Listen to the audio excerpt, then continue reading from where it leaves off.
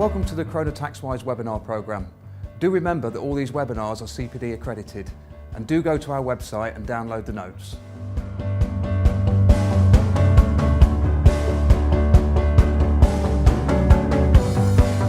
Hello, my name is Pat Snowren and I'm here on behalf of Croner Taxwise.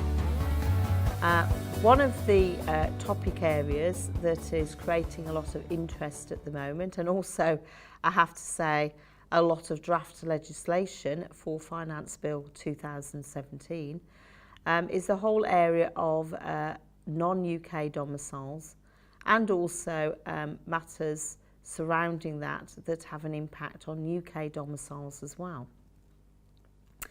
Now, I think with this subject it's probably best to start at the beginning to make sure we're clear about what the current position is before moving to looking at the proposed changes which are due to come in from April 2017. So currently, an individual who is a UK domicile is chargeable on their worldwide assets to inheritance tax.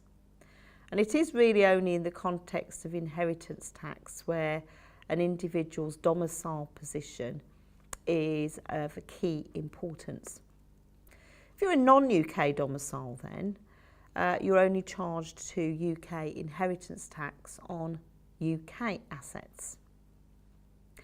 However, we have a lot of non-UK domiciles who are long-term residents in the UK.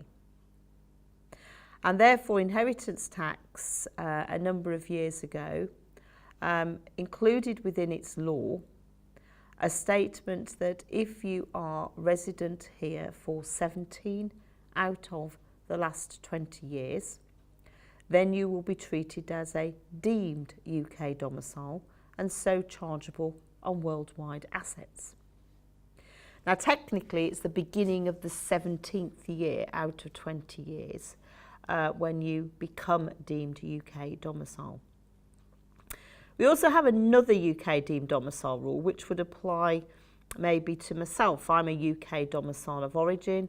Let's just say I decided to up sticks one day and to emigrate to the Caribbean, make that my permanent home. Then there is a deemed domicile rule which will continue to treat me as UK domicile for a further 3 years. So those two deemed domicile rules are what we currently have. However, from April, all of that is about to change. First of all, in relation to longer term residents who are non-UK domicile in the UK, they will become deemed domicile 1 year earlier. So what the proposals say is if an individual has been resident here for 15 out of the previous 20 years, then at the beginning of the 16th year, they will be UK deemed domicile. Now that doesn't sound too revolutionary to bring it forward by 1 year, but it is.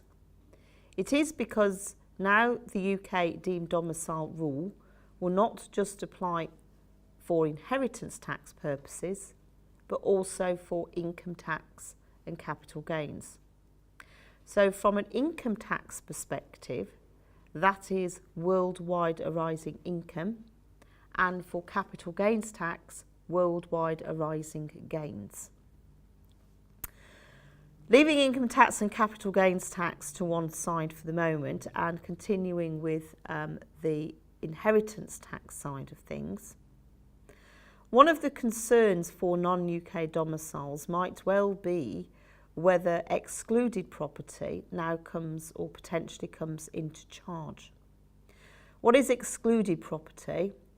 Well, this is where a non-UK domicile has placed overseas assets into a trust.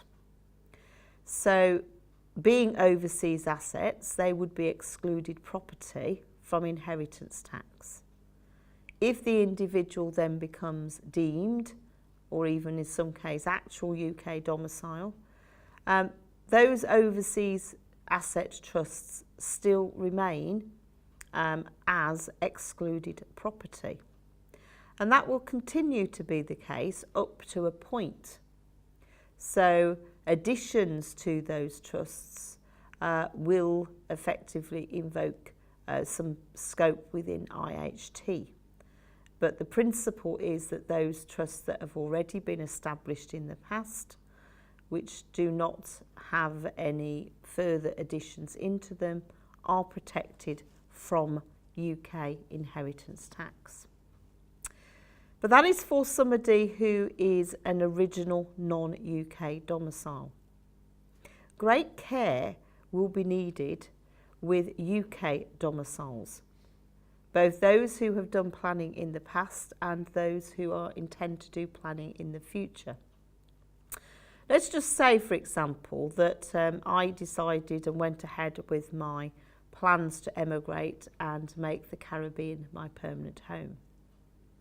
And once I'd acquired non-UK domicile status, I decided to form a trust and place all my assets, which I'd moved overseas, into that trust.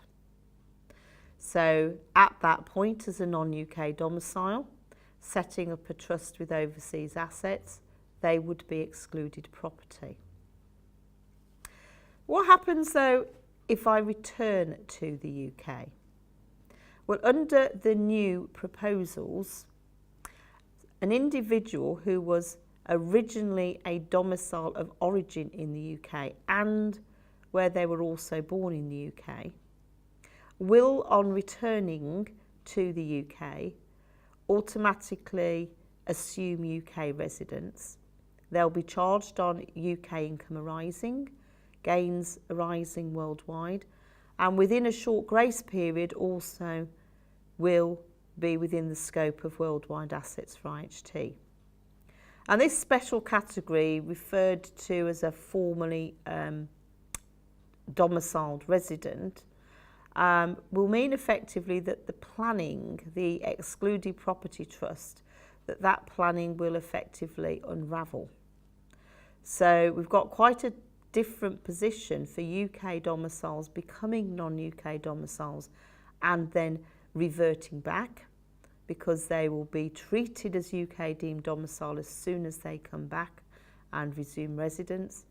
It's quite different, obviously, to those who have been non-UK domicile from the start.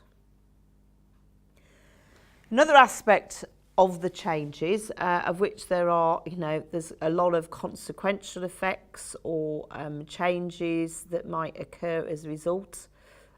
Just to briefly mention one, if we're going to charge deemed domiciles from next year with worldwide gains arising, will there be a facility to rebase at that point so that past gains are not chargeable? Yes, there will. But there are conditions that attach to that, if you like, relief that you'll need to consider if relevant. And one or two other areas that of change that people will want to consider, whether they can mitigate the effect of these changes on them. More importantly is another change which will affect non-UK domiciles, and I'm not now talking here about those that become deemed, I'm talking those that remain non-UK. You see, land and buildings being being UK situated assets should always be within the charge to UK inheritance tax, whether you're a UK domicile or not. But if I'm a non-UK domicile and I have shares in an overseas company, that counts as an overseas asset. So what has been occurring is that somebody has set up an overseas company, but then of course the assets of that overseas company have been, let's say, UK residential and commercial property. And because the value is reflected in the shares, so I am treated as holding overseas shares, then of course that means that that UK property is not being charged to inheritance tax. So the change that will occur next year is once again to target residential property only. And where a non-UK domicile owns shares in an overseas company or maybe an interest in an overseas partnership, and similarly rules will apply to trusts, then if the underlying asset or assets in those structures is UK residential property, then it will be charged to UK inheritance tax. How practically this is going to work in terms of ascertaining what overseas structures own for the purposes of making these charges is another matter. But that is the principle that is going to be changed with effect from next tax year. As you can probably gather by the short time I've spent on this, those are some quite key changes, and with those key changes will come lots of consequential rules and amendments, and undoubtedly some anti-avoidance rules as well. So this will be an area to talk about with your advisors to ensure obviously that if it affects you, then you obviously are prepared for these changes.